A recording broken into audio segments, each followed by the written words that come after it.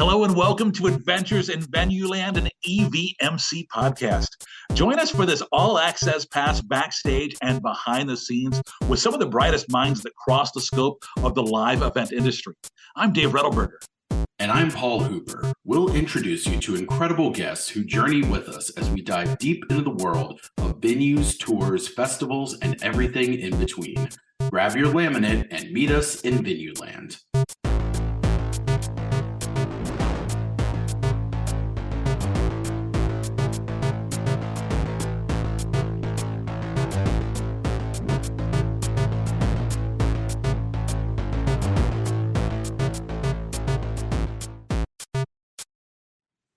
For today's adventure, our guest is a true leader in the world of conventions and live events. Joyce Leveston is CEO of the New York Convention Center Operating Corporation, easy for me to say, which runs the Javits Center. She's got over 30 years in the industry. We're talking major roles all across the country. Most recently, she was the SVP of Convention Centers at Oakview Group, where she oversaw strategy and operations for more than 60 convention and conference centers that helped lead high-profile events. We're talking Super Bowl Fan Fest, NBA All-Star Weekend, presidential inaugural balls. Joyce is known for passion, authenticity, and really a focus on the guest experience. And just excited to talk with her. Joyce, welcome to the show. Thank you so much, David. Make me sound so good. Let's get right into it. You have a new role here at the Javits Center. Tell us a little about your role and for folks who aren't familiar with the Javits Center, what's that facility? So Javits Center is the convention center facility here in New York City, in the west side of Manhattan. And I will tell you about my role. So as the new CEO for NYCCOC, which is what it's called, Javits Center. Yes. It is my job to lead the strategy, operations, and revenue defining moments here at Javits, right? To make sure that Javits is seen, that everybody knows who we are, to make sure that I amplify the brand so that everybody knows that Javits is here, is on the water, and we are here to do business. I mean, you guys, Comic-Con, New York Auto Show, more than 2 million visitors annually.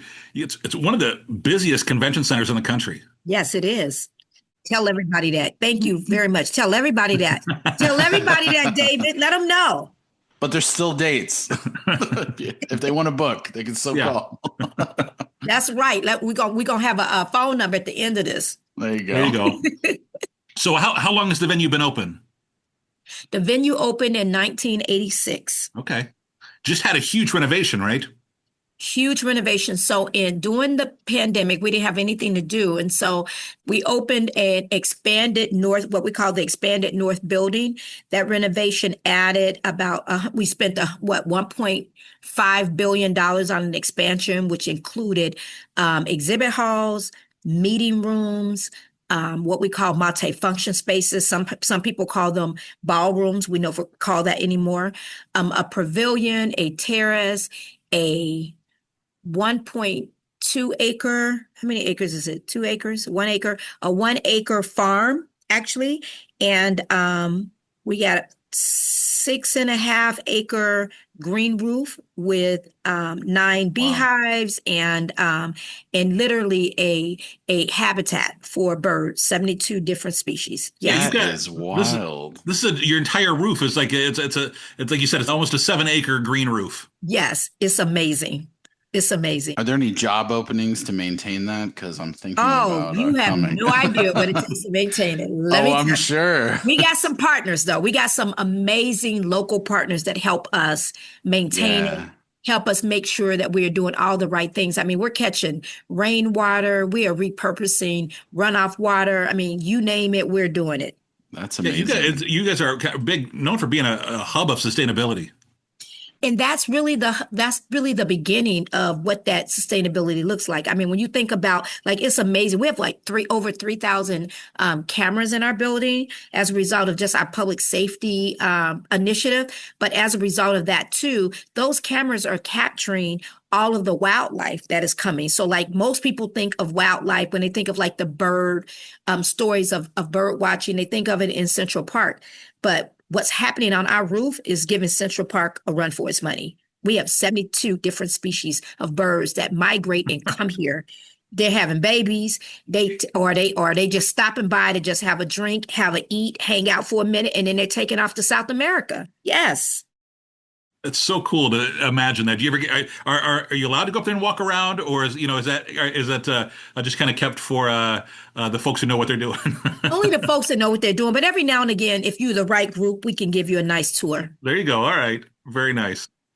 Well, tell me a little about what a day in, day out. What's a day like for you?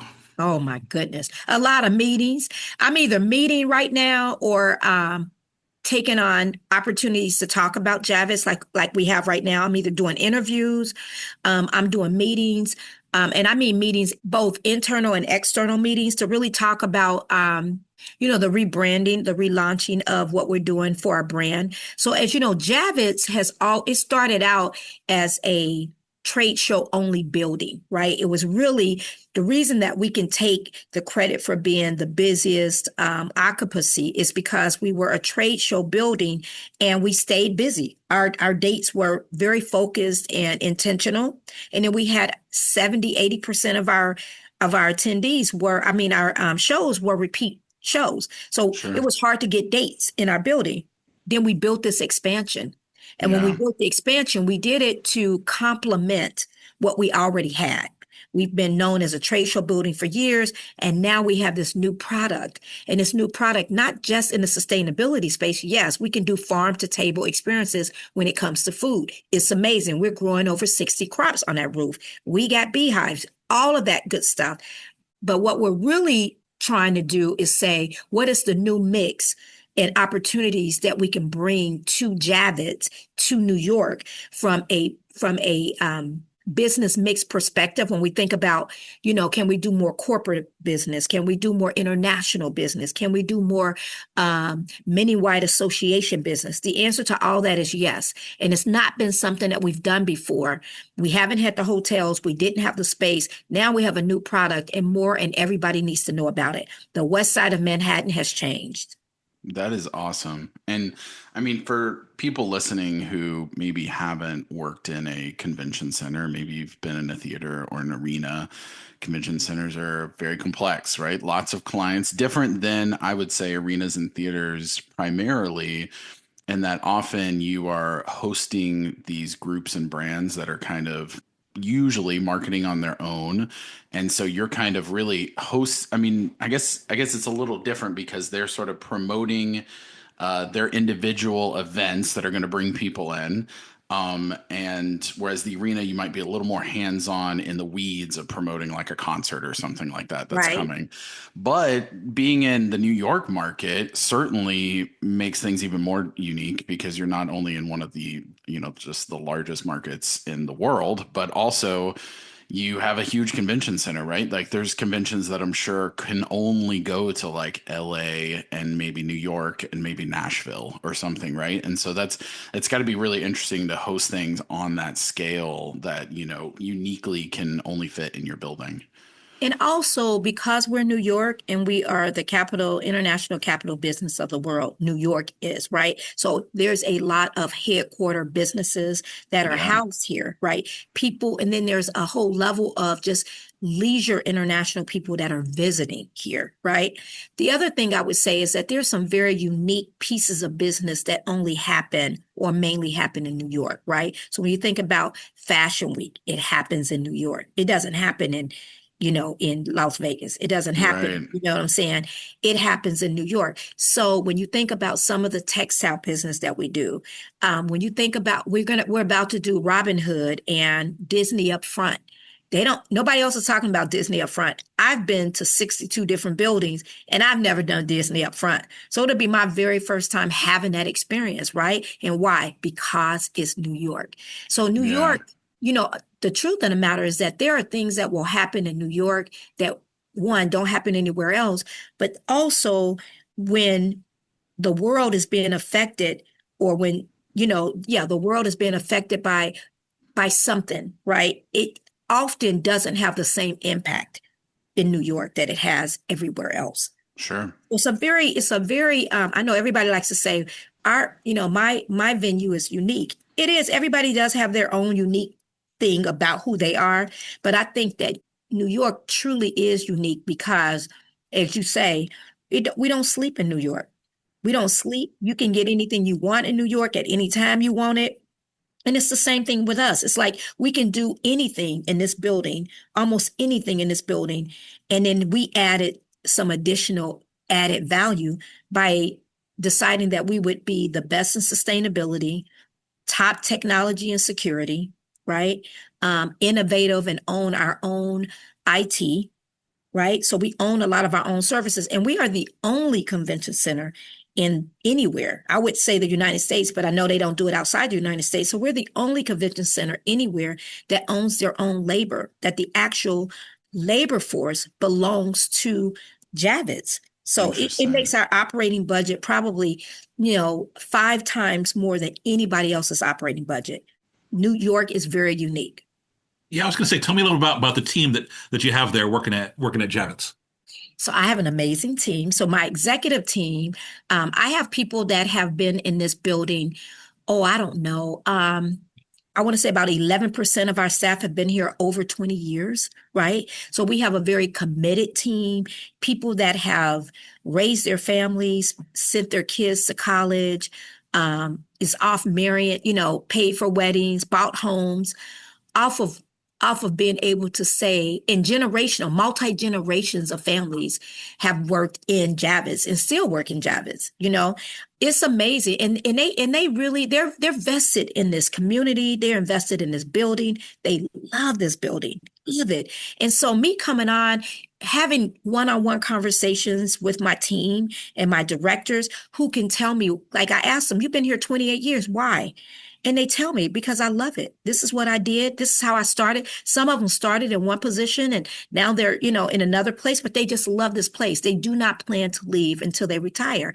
We have great benefits. We're a great place to work, but we're an amazing city and we're growing and changing. Everything around the West Manhattan is not the same. We're not the same Javits that we were 10 years ago. And we're certainly not going to be the same Javits in 5 more years. Right. Talk to me about your marketing team because, at an arena or a theater or a stadium, if we're hosting an event and they say attendance is a little low, what are you going to do to help us out? What are what's your marketing team doing? Are they focused on marketing the facility as a whole, or how much day-to-day stuff do they get into the dirt with the actual folks that are holding all the events? Well, I can tell you that, and it's interesting you say that because I am actually about to hire a new director of marketing, and we're also about to roll out an RFP for a brand relaunch of Javits, right? So all that's going to be happening in the next, I would say, 60 days. You're going to start to see some of that activity. Our marketing team, the plan is that we focus on the building. We focus on how can I say it? Like the brand of who we are. Yeah, sure. As a backdrop to New York. And also, everybody is about the Hudson now, right? We sit right in front of the Hudson River and no one's ever talking about it. We have waterfront views. I tell them all the time, I say, this is Javits on the Hudson with waterfront views. How can you not want to come to New York and be at Javits, right? But people don't know about it like that, or they haven't thought about it like that. It's always been sitting on the Hudson, but the Hudson wasn't always the cutest, classiest, sexiest thing. It is today, right? And if you think about Hudson Yards, if you think about the High Line, if you think about if you haven't been to New York and if you haven't been to the west side of Manhattan, you got to come because it is not the same Manhattan, right? We're building hotels. We are building restaurants and activities around us. We are growing in such ways. There's a lot of people that live here now. I live here. I'm like, I don't know, a 4-minute walk to work. Oh, good for you. So, I'm like, what used to be seen as unsexy and sometimes unsafe is now like where they're riding bikes, playing in parks, raising their children, deciding to move their families here. It is an amazing time in Javits, to be in Hudson and be around the Hudson River. And I'm very excited about it. What is it about convention centers for you? Obviously, you're in one now, and you came, your previous role was with OVG and convention centers. So, is that something that you have a passion for that, you feel like, you gravitate to when it comes to the, variety of venues that can host events? Raise your convention center flag and wave it in the air for us. You know, I'm going to wave it in the air, baby.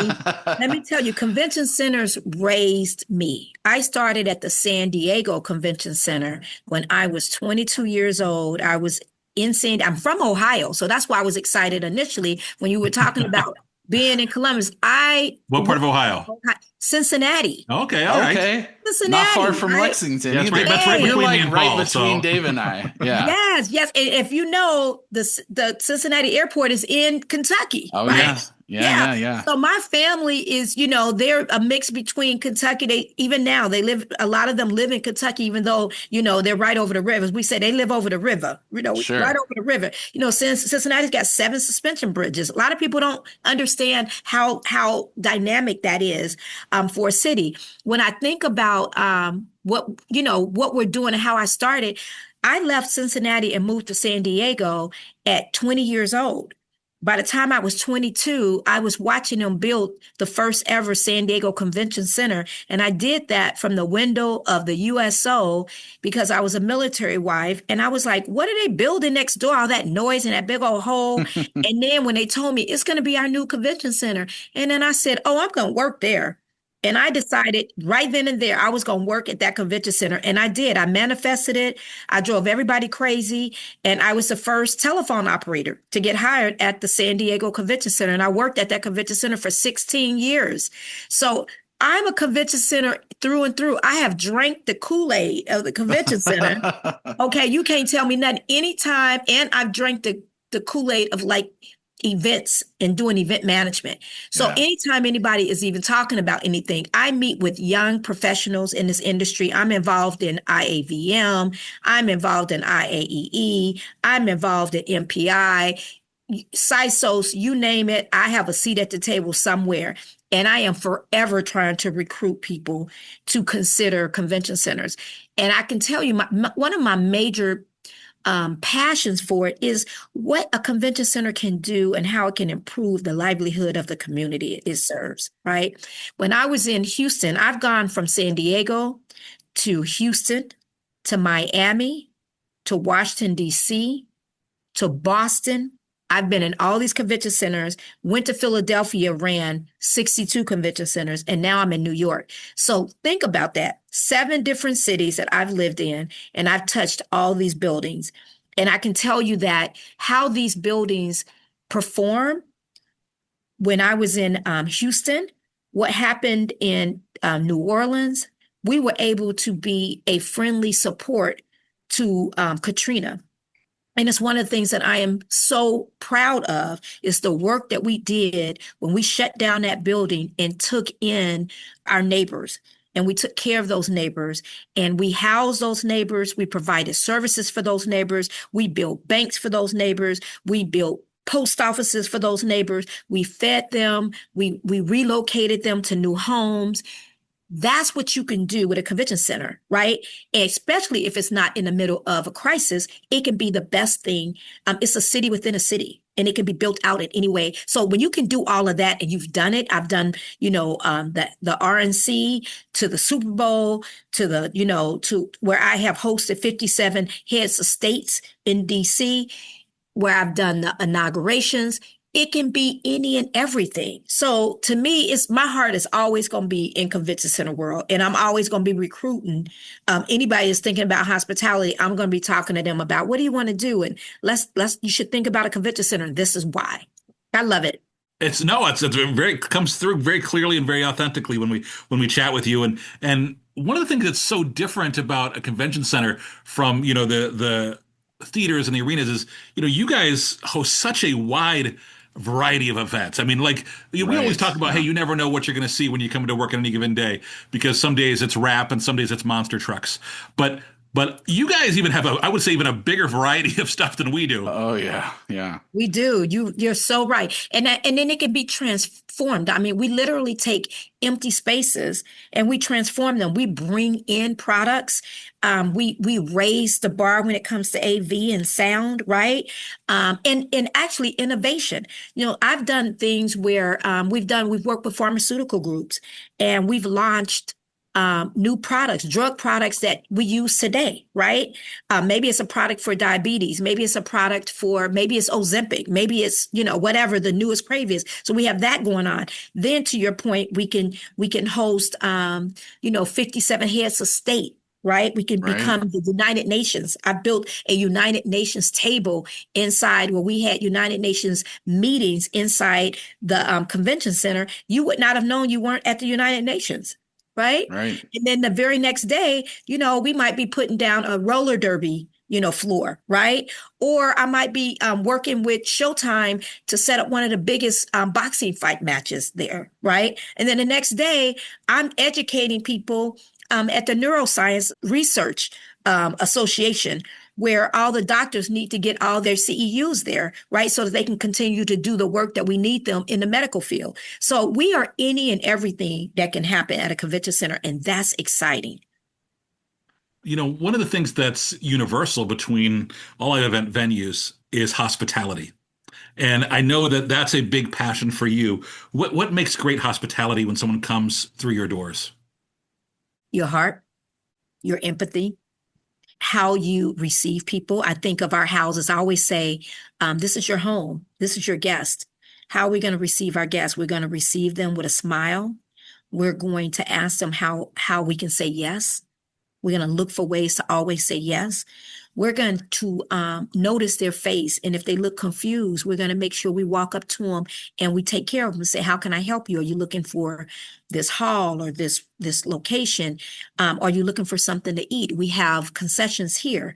Really, when I think about hospitality and I think about convention centers, I think about just inviting people into your home, right? That this is a guest that when I think about the pineapple of what hospitality looks like, it's about warmth, right? It's about smile, how you make people feel. Because you never know. I mean, we're hosting people from all over, right? They might be all over the United States, but they might be from all over the world.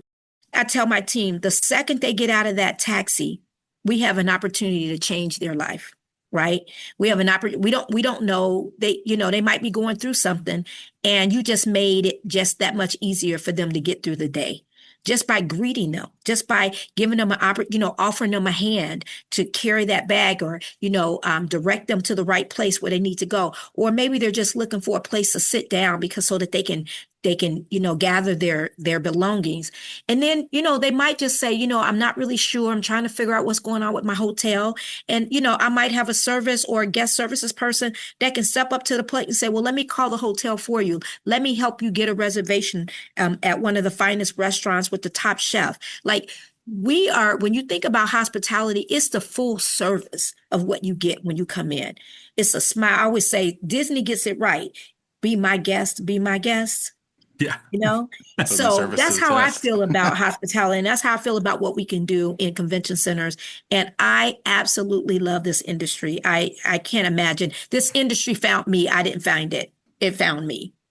I love too that you mentioned how there's really simple things sometimes. Like, often when people are going throughout their day, it's this compounding of micro frustrations that can really just ruin a day, make or break a day, right? Absolutely. And sometimes your ability as, someone welcoming someone to your venue can alleviate those and make their day the other direction. They're frustrated because it's something you don't control, but it took forever for me to get my bag from the baggage claim, and then it made my taxi delayed, just all these things that build up. And so it's so great that you bring that up, because I think it is such an awesome opportunity in any venue, and certainly convention centers, where when people come in, you don't know what they're kind of bringing in with them. And so as much as you can present with this, positive, welcoming, helpful attitude, is great because sometimes people really need that. They're like, I've been frustrated and I've been dealing with people who were not happy with me Mhm. earlier. And now I'm coming in, I see a smiley face. Like I kind of needed this, almost like hug. Yeah, you see a smiley face, you see somebody with a kind that has a kind word. Yeah. Just something, the simple things, right? The simple things in life. And also, like I tell people, you never know what people are going through. You never know if that Amen. person was like, really, has going through, they might be going through a divorce, but they have to come to this conference because Right. they still got to work. But it's been a really rough time. Like you said, their luggage got lost at the airport, or something happened. We have an opportunity to change that, to turn it around and meet them and see them. Because sometimes we just need to be seen as people, right? We just need to be seen. We just need to know that, I know you can't solve all my problems, but you just lighten my load by Right. giving me, Right. you just lighten my load by just doing that. And I know that everything else, you got all this other stuff going on. You got all these other guests coming in. You got, it's a big conference for 10,000 people, but you saw me, this one little grain of sand, you saw me on that beach, right? And I think people just want to be seen. And it's important. I think that, especially today in leadership used to be like, they used to say leadership used to be about strength.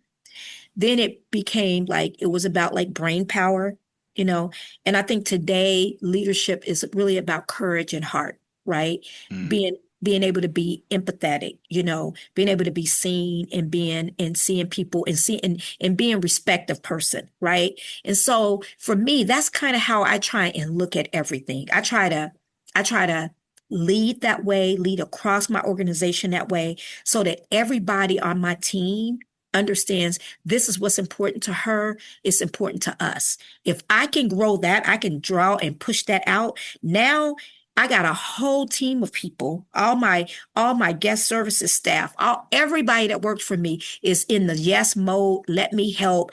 You don't have to tell it to them no more because they understand. They get it. They like, this make when I come in the morning, it feels good, and it feels good that I helped this person. And then people give it back to you. I get wonderful feedback that says, wow, your services was amazing. Oh, I lost something. I lost my purse or my bag. You know what? One of your housekeepers, they turned it in. And you know what? I only had I had my rent money in that bag, and all of the money was in there. It was turned in, and they went out of their way to find me, and I was going nuts at the hotel, and they found me at the hotel, and they got it back to me. There's something wonderful about being able to say you can be empathetic in a world where sometimes it doesn't always feel that way, right? Yeah. Yeah. Well, and I think it's funny because too, as often people will say, is not so much like being selfish, but like you give a lot to yourself when you give to other people, right? So Yes. when you're making someone else's day, it's not like you're inconveniencing yourself. You actually make your own day. So when you're saying like the staff is going above and beyond, they're gonna, they are gonna make that person's day, and that person is probably gonna be your biggest advocate. But then also that person's probably going to email your manager and say this person went above and beyond. They're going to, be so thankful, and then it cheers you up too. So I mean, it goes It both does. ways. I tell people all the time that, it's contagious. I think it was the Liberty Insurance, or I think it was Liberty Insurance, but they had this amazing commercial. And I said, that's hospitality to me. That's how I see hospitality connecting. But they had a commercial, and every step of the way, somebody bumped into somebody, and then they helped them pick up their groceries. And then that person smiled, and then they got on the train, and somebody did something else nice. And it was like these niceties that was happening, but it was showing how that one thing happened. It started here, maybe before it got on the bus, then it I landed totally know the what you're bus and talking it went about. I know somewhere. that And, commercial. and, I and love when it. that person got off, something else happened. And it just Yes. showed this of how even when you're not there anymore, right? You don't have to be Right. in the space to have a positive impact and have it Yeah. pushed out. And that's how I see hospitality, right? That's how I see our business. We're in the people business, right? Whether you are entertaining people, whether you are setting up for people, whether you're educating people, or whether you're just meeting and greeting people and hosting them, right? We're in the people business, and people want to be seen, and we see them every day. We let them know when they come to this building, when they come to Javits, they're going to be seen. They're going to be seen and they're going to be treated with respect. And we're going to allow them to carry our water for us. They're going to go somewhere else. They're going to be in San Diego talking about, well, those people in Javis, they really got it right. Yeah. Right. They're going to be in DC saying, wow, you guys should do what they do in Javits, because when I lost something in DC, I couldn't get it back. But Javits, they got a whole new system. You should try that system that they have. Right. So like, those are the kind of things I want to lead. I'm Javits. I'm about a leader. I'm competitive. I'm like, listen, I don't want nobody doing it better than Javits. Right. So if we ain't doing it right, let's figure out what we're not doing right so we can do it better. I love that. I love that so much. Looks like we dropped Dave. Did we lose Dave? I know. Dave, we dropped you off. We dropped him. He's over there. I went to Ohio State for a year. Oh, really? That's so funny. I went there for 1 year. By the way, where's your family from in northern Kentucky? I know the area pretty well. They're in Cincinnati and in Franklin. Bowling Green. Mm-hmm. Oh, okay. Franklin, Bowling Green, Florence, Kentucky. Yep. Trying to think of Covington. Oh God, I'm trying to think of the other place. I should know. Louisville. I got family in Louisville. Oh yeah. Yeah. I'm going to Louisville tonight, actually. I'm going to a soccer match there to check out the stadium because at the end of the day, if I'm anything, I'm a venue geek and never miss an opportunity to see something. I am not mad at that. And that's like me everywhere I go. I'm trying to see. If I go out of town, I'm trying to do they have a convention center? Let me go check it out. Right. Or a venue. I'm like, what? Do they have a sports team? Let's go check out the venue. I want to check out the arenas. I want to check it all out. As my daughter would say, she never turns it off. If I'm in a restaurant, I'm checking out the linen, right? I know. I'm the exact same way. And it is very much like that with any city. And I guess that's one of the great things too, is like, because it is, as we all know, such a like small industry in many ways, and that someone that knows someone. It's so great when you've been working in it that you can be like, oh, okay, I know someone who knows the person there who can give me a tour, and we can nerd out together, because we're gonna know the like really goofy stuff that like, it's like I was telling someone just the other day how I went to it's been a couple of years, but went down to In-Market Arena down in Savannah. And I know Monty there for many, many years ago. I love Monty. Great. That's my dude. He's great. But I was like, my sister lived down there for a bit. So I was like, hey, Monty, I'd love to come check out the arena. And he's like, yeah, let me show you around. And I was just like geeking out on all the little nuts and bolts that, are fascinating things that, you only see there, because every arena or building all have those one little things here or there. But and it's fun. Like when I go to Nashville, my good buddy Charles Starks runs Nashville. When I go there, I love the building. I don't know if people realize it, but the new music hall there, that convention center, it is shaped on the top like a guitar. So if you look down on the building, you look it up, it's shaped like the shape of a guitar. On the inside of the ballroom, it's like the strings of the inside of a guitar, like the ceiling of it. The ballroom's amazing, right? It's a big convention center. It's a big convention center. It's really cool. But you know what else they have that I really like is like when you're all around the convention center, inside and outside, they have old school rocking chairs. Oh, right? Yeah, that's it's so cool. Fun. It's simple. And I kept telling them, these ain't bolted down. Somebody gonna take these chairs. He said, Joyce, nobody's gonna take the chairs. If that was San Diego, you see those chairs walking down across the trolley tracks. But not there. So like you said, everybody's got something unique. Welcome back, Dave. We've just been chatting. We're like, oh, we lost Dave. And then we just started talking about Cincinnati and all kinds of things. It was one of those time your computer says, we're going to reboot now, and you have no control over it. Yes. Hey, Joyce, I'd feel bad if we didn't mention you were recently honored by Polestar. I was. Tell us a little about this. It was so cool. Like you said, I just left Javits. I've been honored by venues now. And when I couldn't believe it, I got a call and they was like, you're going to be honored by Polestar. And I'm like, what? I said, they still love me after I left them. That's what I'm talking about. I was like, these are my friends. That's what I love about it. They told me I'm going to be family for life. So I appreciate it. It was awesome. I was at Polestar. I went out to LA, got to take a good trip out to LA, hang out at the Beverly Hilton. I mean, they're a class one act, I tell you, out there. And it was great. I got to see Tim Lawicki and Chris Granger and Greg Odell and all my friends out there. It was amazing. Yeah, it was awesome to have them see me as a leader in live events and one that inspires. As they say, one of the requirements is that you do something where you aspire, you inspire, you lead, and you make a difference in the industry for women in leadership. So it was very, very nice. It's exciting. We have a lot of young folks that are listening today. And, let's take you back to San Diego for just a minute when you said you started off just, answering phones before you spent a little more than a decade there in San Diego. But, obviously your role transitioned quite a bit from then to now. What is the secret for success to be able to take the job that you're in, succeed at that, but also then continue to climb the ladder?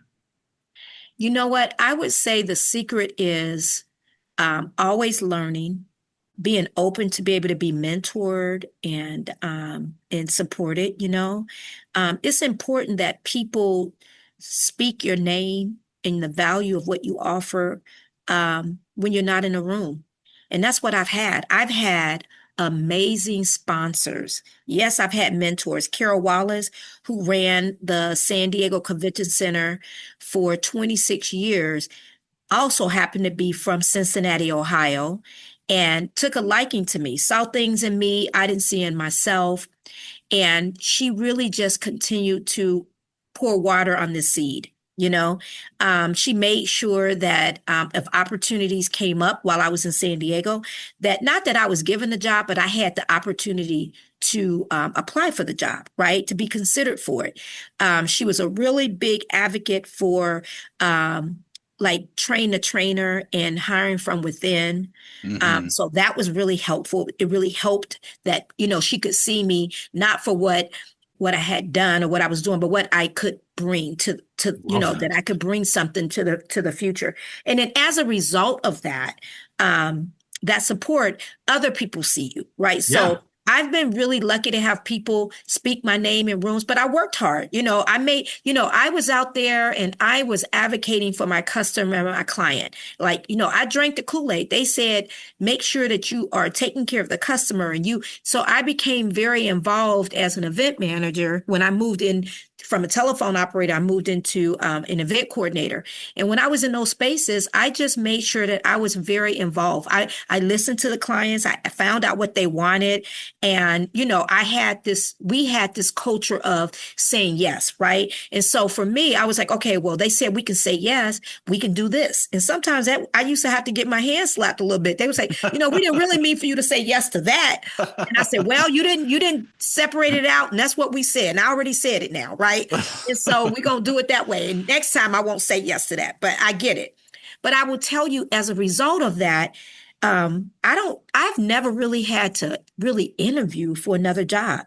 Once I became that telephone operator and I interviewed for that, every other position that I was given as I stepped up were opportunities. Joyce, there's an opportunity for you. Would you be interested? Right? I get a call. There's an opportunity for you in Texas, and it was because of people that knew me from San Diego that were from Houston, went to Houston and called me up and said, hey, there's this opportunity. I'd love to bring you on board. And then I went there and checked it out, and that opportunity happened. And then I get another call and there's an opportunity and we're interested in bringing you on board in Miami. Would you be interested in going to Miami? I had interest in potentially working internationally one day. I thought that made sense to do that, right? And while I was there, someone picked up the phone one day and called and said, your name has come up 15 times and I'm looking for a director of events in Washington, D.C. Would you consider coming over and checking us out? So it's always been that kind of situation where people spoke my name in rooms. I got invited to tables that I didn't even know existed. And when I was in those spaces, I just tried to make sure that I bring other people along with me. If I get Mm-hmm. into a room, I'm going to crack open the door, and when I leave, it's going to look very different than when I Right. came. Love that. I love that. We talked to you quite a bit about, your passion for work, and I love that it's, again, it's very real, comes from a very authentic place. But talk to me a little about Joyce away from the office, because when you're living 4 minutes a walk away, it's probably tempting to be at the office many days when there's events going on. But how do you get away? How do you find that balance? And who's Joyce when you're not at work? Joyce, when I'm not at work, Joyce likes to shop. Joyce likes to, I love to walk the city. So I'm one of those people that really enjoy the museums, just the simple things that, like when I was in DC, I think I saw every monument that we have. I was in awe of the city because of what it offered. And so I'm the same way even in New York. I mean, I've been here, I don't know, less than 2 months. I've seen 3 plays already, right? I know all the shopping. I've shopped at probably every mall or every, Fifth Avenue, everywhere I go. I just like to check it all out, make sure I'm giving back to the economy. But no, really, I'm a big reader. I love podcasts. So people like you, that's some of my things. I listen to podcasts. I'm a huge component of just learning more, being better, right? Mm-hmm. Improving self, right? And so I'm a huge TED Talk. If shameless plug, if I ever had an opportunity to do a TED Talk, that's something I would love to do one day.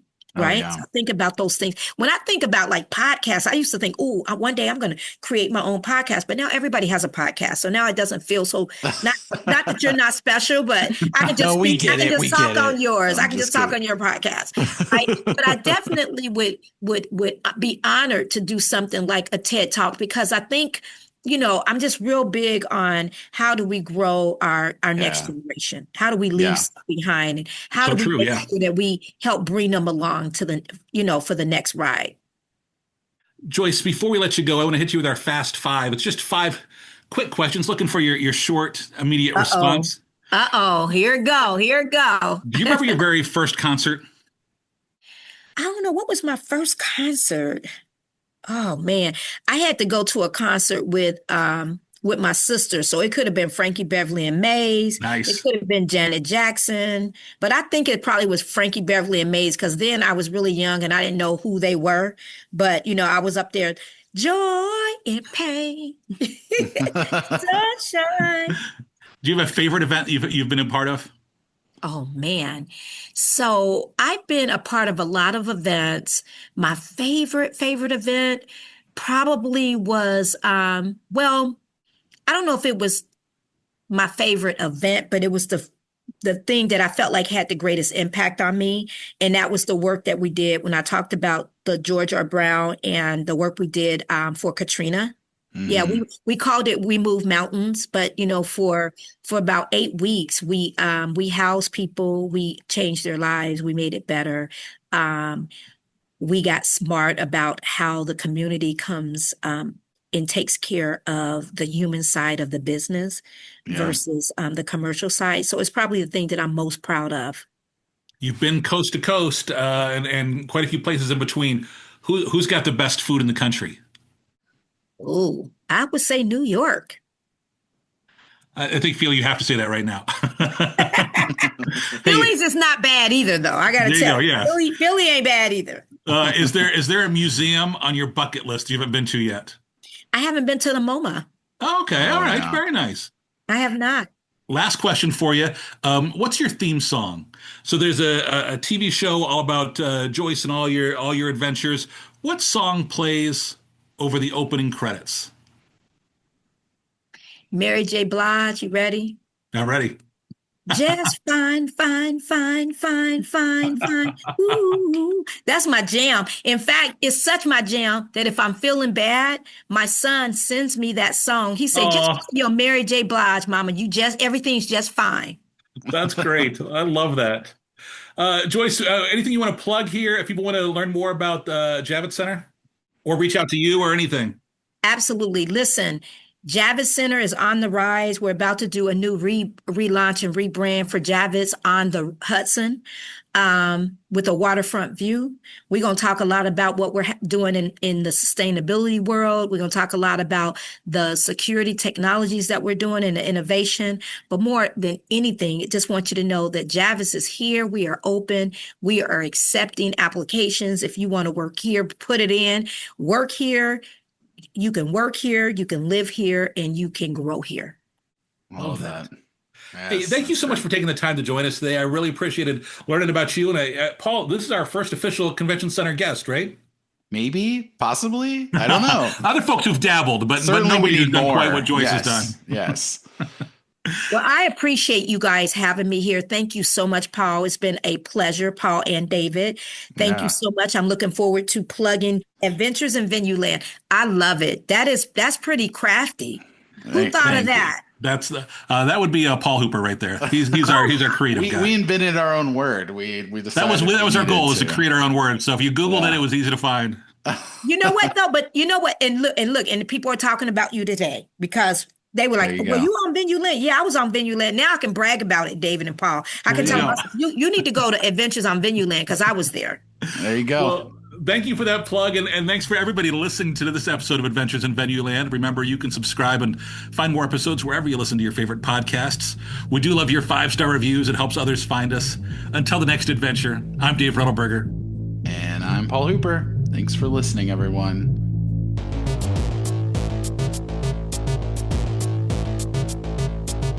Adventures in Venueland is a side project of the Event and Venue Marketing Conference, a marketing conference that brings together diversified event and venue professionals to cultivate education, collaboration, and innovation for the growing sports and live entertainment industry.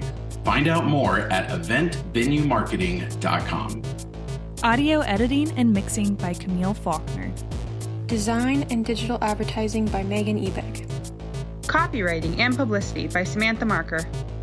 Guest booking and brand strategies by Paul Hooper. Guest research by Dave Ruddleberger. Marketing strategies by Paul Hooper, Megan Ebeck, and Samantha Marker. Thanks for joining us. Until the next adventure.